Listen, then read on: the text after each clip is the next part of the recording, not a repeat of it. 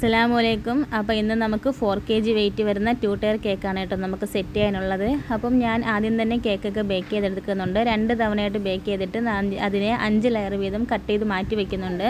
പിന്നെ നമുക്ക് sugar സിറപ്പിലേക്ക് milk made add ചെയ്യാം. അപ്പം ഏത് കേക്ക് ചെയ്താലും ഇതുപോലെ മിൽക്ക് മെയ്ഡ് ആഡ് ചെയ്തിട്ട് കൊടുത്താൽ നല്ലൊരു ടേസ്റ്റാണ് കേട്ടോ കേക്കിനുണ്ടാവുന്നത്. അപ്പം ആദ്യം തന്നെ നമുക്ക് താഴത്തെ ആ ഒരു ലെയർ നമുക്ക് സെറ്റ് ചെയ്യാം. നമ്മുടെ കേക്ക് സ്പോഞ്ച് വെക്കുന്നുണ്ട്, പിന്നെ നമ്മുടെ ഷുഗർ സിറപ്പ് ഒഴിക്കുന്നുണ്ട്.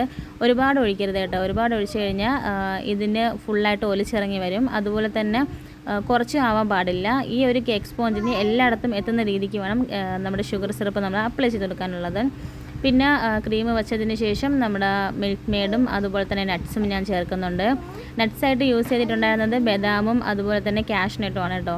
അപ്പോൾ ഇത് മിൽക്കി നട്ട്സ് കേക്കാണ്. അപ്പോൾ നല്ല റിച്ചായിട്ട് തന്നെ ഇരിക്കട്ടെ എന്ന് പറഞ്ഞിട്ടാണ് നല്ല റിച്ചായിട്ട് തന്നെ ചെയ്തെടുക്കുന്നുണ്ട് കേട്ടോ. പിന്നെ അതുപോലെ തന്നെ ഇതൊരു മോളുടെ ഫസ്റ്റ് ബർത്ത്ഡേക്കായിട്ട് കിട്ടിയിട്ടുണ്ടായിരുന്ന ഓർഡറാണ്. അപ്പോൾ കുറച്ച് ദൂരം നിന്നാണ് കേട്ടോ ഈ ഒരു ഓർഡർ നമുക്ക് വന്നിട്ടുണ്ടായിരുന്നത്. അപ്പോൾ താഴത്തെ കേക്ക് എന്ന് പറയുമ്പോൾ ഈ ഒരു ഫുള്ളായിട്ട് വൈറ്റ് ക്രീമിലാണ് നമ്മൾ ചെയ്യുന്നത്. അപ്പോൾ ഞാൻ മുമ്പ് ഡിസൈൻ ചെയ്തിട്ടുണ്ടായിരുന്നു. അപ്പോൾ കസ്റ്റമർ അത് തന്നെ ചൂസ് ചെയ്തിട്ട് ജസ്റ്റ് കളർ വ്യത്യാസം മാത്രമേ വരുത്തിയിട്ടുണ്ടായിരുന്നുള്ളൂ കേട്ടോ. അപ്പോൾ എന്ത് ചെയ്യാം, ഫുള്ളായിട്ട് നമുക്കിതൊന്ന് ഐസിങ് ചെയ്ത് ഫ്രിഡ്ജിലോട്ട് മാറ്റിയിട്ടുണ്ട്. ഇതിപ്പോൾ പിറ്റേന്ന് രാവിലത്തേക്കാണ്. അപ്പം മുകൾ ഭാഗം ഈ ഒരു കളറാണ്, പക്ഷേ മുകളിലെ ഡ്രസ്സ് ഇതല്ല, കുറച്ചുകൂടെ ഡാർക്ക് കളറാണ്. അപ്പോൾ നമ്മൾ കുറേ നമ്മുടെ കളർ ചേർത്ത് കഴിഞ്ഞാൽ കേക്കിന് കയ്പ്പ് ടേസ്റ്റ് ഉണ്ടാവും. അപ്പോൾ വെറുതെ അങ്ങനെ കുഞ്ഞു കുഞ്ഞു മക്കൾ കഴിക്കാനുള്ള കേക്കല്ലേ, അപ്പോൾ അത്ര കളറാക്കാതെ ഞാൻ എന്ത് ചെയ്തെന്ന് വെച്ചാൽ ഫ്ലവർ ആ മോളുടെ ഡ്രസ്സിൻ്റെ കളറാണ് കേട്ടോ.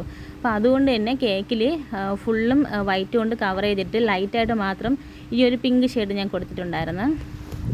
പിന്നെ സൈഡിൽ ലീഫൊക്കെ നമ്മളുടെ ക്രീമി ചെയ്യുന്നുണ്ട്. ആ ഒരു ഫ്ലവറിന് കുറച്ചുകൂടെ ഒന്ന് മൊഞ്ച് കൂട്ടാനായിട്ട് ഞാൻ അതിൻ്റെ മുകളിൽ കുറച്ച് ഗോൾഡൻ ടെസ്റ്റും കൂടെ അപ്ലൈ ചെയ്തെടുക്കുന്നുണ്ട്. പിന്നെ ബോർഡർ ഡിസൈനായിട്ട് താഴ്ഭാഗത്ത് ക്രീം കളറും താഴ്ഭാഗത്ത് പിങ്ക് കളറും മുകൾ ഭാഗത്ത് നമ്മുടെ വൈറ്റ് ക്രീമും കൊണ്ടുള്ള ഡിസൈൻ ചെയ്യുന്നുണ്ട്. പിന്നെ നമുക്ക് എന്ത് ചെയ്യാം, ബാക്കിയുള്ള അലങ്കാര പണികൾ ചെയ്യാം. ടോപ്പർ വെച്ച് കൊടുക്കാം. അതുപോലെ തന്നെ പോപ്സ് ബോൾ വയ്ക്കുന്നുണ്ട്, പിന്നെ ഫ്ലവർ വയ്ക്കുന്നുണ്ട്. അതിൻ്റെ മുകളിൽ ഒരു ടോപ്പർ വയ്ക്കുന്നുണ്ട് കേട്ടോ. അത് നല്ലൊരു രസമുണ്ടായിരുന്നു ആ ടോപ്പർ കാണാൻ. അപ്പം അങ്ങനെ വെച്ച് കൊടുക്കുന്നുണ്ട്. പിന്നെ ഷുഗർ ബോൾസും ഒക്കെ വെച്ച് കൊടുക്കുന്നുണ്ട്. കേക്കിൻ്റെ ഫൈനൽ ലുക്ക് കണ്ടിട്ട് കസ്റ്റമറിന് ഒരുപാട് തന്നെ ഇഷ്ടപ്പെട്ടിട്ടുണ്ടായിരുന്നു. അതുപോലെ തന്നെ ഈ ഒരു കേക്ക് കൊണ്ടുപോകാൻ ഒരുപാട് കഷ്ടപ്പെട്ടു കേട്ടോ. കാരണം 4 kg എന്ന് പറഞ്ഞപ്പോഴത്തേക്കും ഇതിൻ്റെ വെയിറ്റ് വന്നിട്ടുണ്ടായിരുന്നത് 4.7 ആയിരുന്നു.